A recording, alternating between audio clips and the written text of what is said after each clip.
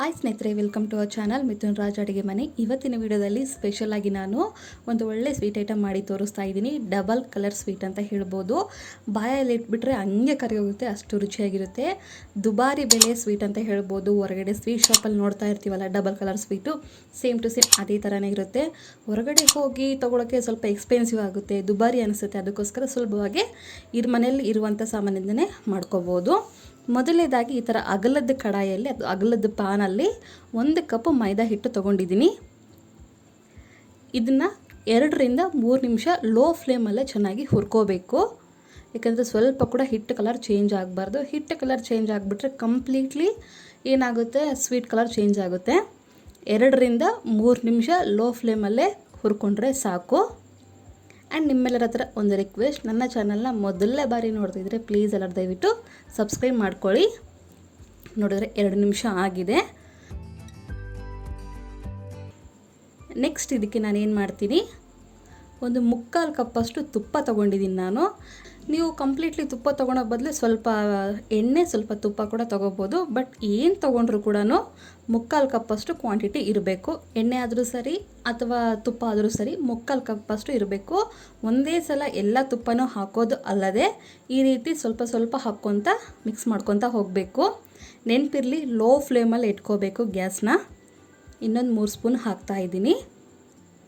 ಇದು ಕಾಯಿಸಿದ ತುಪ್ಪ ಏನಲ್ಲ, ಜಸ್ಟ್ ಹಂಗೆ ತೊಗೊಂಡಿರುವಂಥ ತುಪ್ಪ. ಬಾಟ್ಲಿನಲ್ಲಿ ಇಟ್ಟಿರ್ತೀವಲ್ಲ GRB ತುಪ್ಪ, ಅದನ್ನು ಹಾಗೆ ತೊಗೊಂಡಿರುವಂಥ ತುಪ್ಪ ಇದು. ಇನ್ನೊಂದು ಸರಿ ಕೂಡ ನೀಟಾಗಿ ಕಲಿಸ್ಕೊತೀನಿ. ಕೆಲವೊಬ್ಬರಿಗೆ ತುಪ್ಪದ ಸ್ಮೆಲ್ ಇಷ್ಟ ಇಲ್ಲ ಅಂದರೆ 50-50 ತೊಗೋಬೋದು, ಇಲ್ಲ ಕಂಪ್ಲೀಟಾಗಿ ಎಣ್ಣೆಯಿಂದ ಕೂಡ ಮಾಡ್ಕೋಬೋದು. ಇನ್ನೊಂದು 3 ಸ್ಪೂನ್ ಕೂಡ ಹಾಕ್ತಾಯಿದ್ದೀನಿ. ಬಟ್ ಏನಪ್ಪ ಅಂತಂದರೆ, ಒಳ್ಳೆ ಟೇಸ್ಟು ಸ್ಮೆಲ್ಲು ಬರಬೇಕಂದ್ರೆ ತುಪ್ಪದಿಂದ ಮಾಡಿದ್ರೇ ಚೆನ್ನಾಗಿರುತ್ತೆ.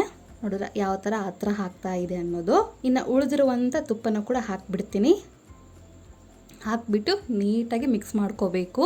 ಈ ಥರ ನೀಟಾಗಿ ಕಲಿಸ್ಕೊತಾನೆ ಇರಬೇಕು. ಯಾಕಂದರೆ ಒತ್ತು ಹೋಗಬಾರ್ದು. ಒತ್ತು ಹೋಗ್ಬಿಟ್ರೆ ಸ್ವೀಟೆಲ್ಲ ಕೆಟ್ಟೋಗ್ಬಿಡುತ್ತೆ. ಅದಕ್ಕೋಸ್ಕರ ತಿರುಗಿಸ್ಕೊತಾನೆ ಇರಿ.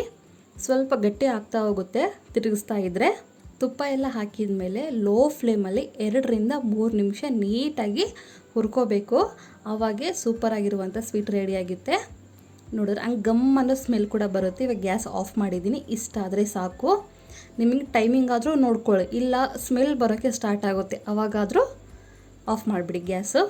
ಗ್ಯಾಸ್ ಆಫ್ ಮಾಡಿದ ಮೇಲೆ ಕೂಡ ಈ ಥರ ಮಿಕ್ಸ್ ಮಾಡ್ಕೊಳ್ಳಿ, ಇಲ್ಲಾಂದರೆ ಆ ಪಾನ್ ಹೀಟಿಗೆ ಒತ್ತೋಗೋ ಚಾನ್ಸಸ್ ಇರುತ್ತೆ. ಅದಕ್ಕೋಸ್ಕರ ಒಂದು 2 ನಿಮಿಷ ಈ ಥರ ಕೈ ಆಡಿಸ್ಕೊಂಡ್ರೆ ಸಾಕು.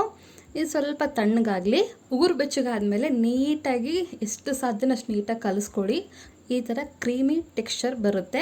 ನೋಡಿದ್ರೆ ಯಾವ ಥರ ಆಗಿದೆ, ಎಷ್ಟು ಸಾಫ್ಟಾಗಿ ಟೆಕ್ಸ್ಚರ್ ಇದೇ ಥರನೇ ಇರಬೇಕು. ಹಿಂಗಿದ್ರೇ ಪರ್ಫೆಕ್ಟ್ ಆಗಿರುವಂಥ ಸ್ವೀಟ್ ರೆಡಿ ಆಗುತ್ತೆ. ಇವಾಗ ಇದಕ್ಕೆ 3/4 ಕಪ್ಪಷ್ಟು ಸಕ್ಕರೆ ಪುಡಿ ಹಾಕ್ತಿದ್ದೀನಿ. ಎಲ್ಲನೂ ಒಂದೇ ಸರಿ ಹಾಕೋದು ಅಲ್ಲದೆ ಸ್ವಲ್ಪ ಸ್ವಲ್ಪ ಹಾಕ್ಕೊತ ಹೋಗಿ. ಸ್ವಲ್ಪ ಸ್ವಲ್ಪ ಹಾಕಿ ಈ ಥರ ನೀಟಾಗಿ ಮಿಕ್ಸ್ ಮಾಡ್ಕೋಬೇಕು. ಇನ್ನೊಂದು ನೆನಪಿರಲಿ, ನಿಮಗೆ ಸ್ವಲ್ಪ ತುಪ್ಪ ಜಾಸ್ತಿ ಆದರೂ ಸ್ವೀಟ್ ಹೋಗುತ್ತೆ, ನೆಕ್ಸ್ಟ್ ಕಡಿಮೆ ಆದರೂ ಸ್ವೀಟ್ ಚೆನ್ನಾಗಿ ಬರೋದಿಲ್ಲ. 3/4 ಕಪ್ಪು ತುಪ್ಪ, 3/4 ಕಪ್ಪಷ್ಟು ಸಕ್ಕರೆ ಪುಡಿ ಹಾಕ್ಕೋಬೇಕು. ಎಲ್ಲ ಕಲಿಸ್ಕೊಂಡಿದ ನಂತರ ಇನ್ನೂ ಸ್ವಲ್ಪ ಹಾಕ್ಕೊತೀನಿ. ಹಾಕ್ಕೊಂಡು ನೀಟಾಗಿ ಕಲಿಸ್ಕೊತೀನಿ. ಸ್ಪೂನಿಂದ ಆಗೋದಿಲ್ಲ, ಅದಕ್ಕೋಸ್ಕರ ಕೈಯಿಂದ ಕಲಿಸ್ಕೊತೀನಿ. ಎಷ್ಟು ನೀಟಾಗಿ ಕಲಿಸ್ಕೊತೀರೋ ಅಷ್ಟು ಚೆನ್ನಾಗಿ ಬರುತ್ತೆ. ಯಾಕಂದರೆ ಮಧ್ಯೆ ಮಧ್ಯೆ ಗಂಟು ಬರೋದಾಗಿರಲಿ ಆ ಥರ ಏನೂ ಆಗಬಾರ್ದು. ಕೆಲವೊಬ್ರು ಏನಾಗುತ್ತೆ ಅಂತಂದರೆ ಮೈದಾ ಹಿಟ್ಟಿನಲ್ಲಿ ತುಪ್ಪ ಹಾಕಬೇಕಾದ್ರೆ ಗಂಟು ಆಗುತ್ತೆ. ಆ ರೀತಿ ಆಗಬಾರ್ದು. ಅದಕ್ಕೋಸ್ಕರ ಆದಷ್ಟು ನೀಟಾಗಿ ಕಲಿಸ್ಕೊತಾನೆ ಇರಬೇಕು. ನೋಡಿದ್ರೆ ಕೈಯಿಂದ ನೀಟಾಗಿ ಕಲಿಸ್ಕೊಂಡಿದ್ದೀನಿ. ಇವಾಗ ಇದನ್ನು 2 ಪಾರ್ಟಾಗಿ ಡಿವೈಡ್ ಮಾಡ್ಕೊಳ್ಳೋಣ.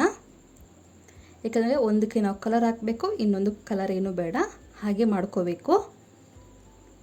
2 ರೀತಿಯಲ್ಲಿ ಡಿವೈಡ್ ಮಾಡ್ಕೊಂಡಿದ್ದೀನಿ.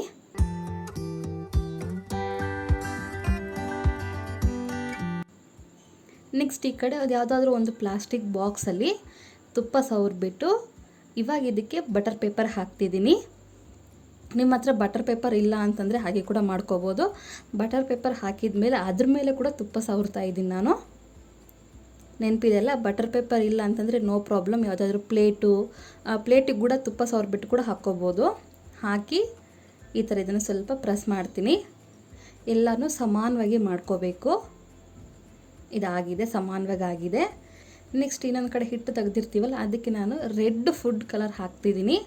ನಿಮಗೆ ಈ ಕಲರ್ ಇಷ್ಟ ಇಲ್ಲ ಅಂದರೆ ಗ್ರೀನ್ ಹಾಕ್ಕೋಬೋದು, ಯೆಲ್ಲೋ ಕಲರ್ ಹಾಕ್ಕೋಬೋದು. ನಿಮ್ಮ ಹತ್ರ ಯಾವುದು ಅವೈಲೇಬಲ್ ಆಗಿರುತ್ತೋ ಆ ಕಲರ್ ಹಾಕ್ಕೊಳ್ಳಿ. ಸ್ವಲ್ಪನೇ ಸ್ವಲ್ಪ ನೀರಿಗೆ ಮಿಕ್ಸ್ ಮಾಡ್ಕೊಂಡು ಹಾಕ್ಕೊಂಡ್ರೆ ಸಾಕು. ಇವಾಗ ಇದನ್ನು ಆಲ್ರೆಡಿ ಈ ಥರ ಬಾಕ್ಸಲ್ಲಿ ಹಾಕಿರ್ತೀವಲ್ಲ ಅದ್ರ ಮೇಲೇ ಈ ಥರ ಹಾಕಿಬಿಟ್ಟು ನೀಟಾಗಿ ಎಲ್ಲನ ಈವನ್ನಾಗಿ ಸ್ಪ್ರೆಡ್ ಮಾಡ್ಕೊತ ಹೋಗಬೇಕು. ನಿಮ್ಮ ಹತ್ರ ಈ ಥರ ಬಾಕ್ಸು ಬಟರ್ ಪೇಪರ್ ಇಲ್ಲ ಅಂತಂದರೆ ಪ್ಲೇಟಿಗೆ ತುಪ್ಪ ಸವರ್ಬಿಟ್ಟು ಅದ್ರ ಮೇಲೆ ಕೂಡ ಈ ಥರ ಮಾಡ್ಕೋಬೋದು. ಎಲ್ಲನ ನೀಟಾಗಿ ಈವನ್ನಾಗಿ ಸ್ಪ್ರೆಡ್ ಮಾಡ್ಕೊತೀನಿ. ನೆಕ್ಸ್ಟ್ ಇದಕ್ಕೆ ಸಣ್ಣದಾಗಿ ಕಟ್ ಮಾಡ್ಕೊಂಡಿರುವಂಥ ಬಾದಾಮಿನ ಈ ಥರ ಮೇಲೆ ಸ್ಪ್ರಿಂಕಲ್ ಮಾಡ್ತೀನಿ. ಮೇಲೆ ಉದುರಿಸ್ಕೊಂಡು ಸ್ವಲ್ಪ ಈ ಥರ ಕೈಯಿಂದ ಪ್ರೆಸ್ ಮಾಡ್ತೀನಿ. ನಿಮ್ಮ ಹತ್ರ ಬಾದಾಮಿ ಇದ್ದರೆ ಬಾದಾಮಿ ಹಾಕ್ಕೊಳ್ಳಿ, ಗೋಡಂಬಿ ಇದ್ದರೆ ಗೋಡಂಬಿ ಹಾಕ್ಕೊಳ್ಳಿ, ಇಲ್ಲ ಪಿಸ್ತಾ ಇದ್ದರೆ ಅದನ್ನು ಕೂಡ ಹಾಕ್ಕೋಬೋದು. ಈ ಥರ ಹಾಕಿ ಸ್ವಲ್ಪ ಈ ಥರ ಪ್ರೆಸ್ ಮಾಡಿಬಿಟ್ಟು ಇದನ್ನು ಒಂದು ಹಾಫ್ ಆನ್ ಅವರ್ ಫ್ರಿಜ್ಜಲ್ಲಿ ಇಡಬೇಕು. ಒಂದು ಹಾಫ್ ಆನ್ ಅವರ್ ಫ್ರಿಜ್ಜಲ್ಲಿ ಇಡ್ತೀನಿ. ಫ್ರಿಜ್ಜಲ್ಲಿ ಇಟ್ಟ ಮೇಲೆ ಯಾವ ಥರ ಆಗಿದೆ ನೋಡಿ, ನೋಡಿದ್ರೆ ಗಟ್ಟಿಯಾಗಿರುತ್ತೆ. ತೆಗಿಬೇಕು ಅನ್ನೋ ಕಷ್ಟ ಏನಿಲ್ಲ, ಜಸ್ಟ್ ಈ ಥರ ಬಟರ್ ಪೇಪರಿಂದ ತೆಗೆದ್ಬಿಟ್ರೆ ಹಂಗೆ ಬಂದುಬಿಡುತ್ತೆ. ನೀವು ಕೂಡ ಅಷ್ಟೇ ಪ್ಲೇಟಲ್ಲಿ ಮಾಡೋರಾಗಿದ್ದರೆ ಒಂದು ಹಾಫ್ ಆನ್ ಅವರ್ ಅಥವಾ 1 ಅವರ್ ಫ್ರಿಜ್ಜಲ್ಲಿ ಇಟ್ಟರೆ ಗಟ್ಟಿಯಾಗುತ್ತೆ. ಈ ಥರ ನೀಟಾಗಿ ತೆಗೆದ್ಬಿಟ್ಟು ನಿಮಗೆ ಯಾವ ಶೇಪ್ ಬೇಕೋ ಆ ಶೇಪಲ್ಲಿ ಕಟ್ ಮಾಡ್ಕೋಬೋದು. ನಾನಿಲ್ಲಿ ಸ್ಕ್ವಯರ್ ಶೇಪಲ್ಲಿ ಕಟ್ ಮಾಡ್ಕೊತೀನಿ. ಈ ಥರ ಚಾಕುಯಿಂದ ಕಟ್ ಮಾಡ್ಕೊತೀನಿ. ತುಂಬ ಸಾಫ್ಟಾಗಿರುತ್ತೆ. ಈ ಥರ ನೀಟಾಗಿ ಕಟ್ ಮಾಡಿಕೊಂಡು ಸರ್ವ್ ಮಾಡಿಕೊಂಡ್ರೆ ತುಂಬ ಈಸಿಯಾಗಿರುವಂಥ ಸ್ವೀಟ್ ರೆಡಿಯಾಗಿರುತ್ತೆ.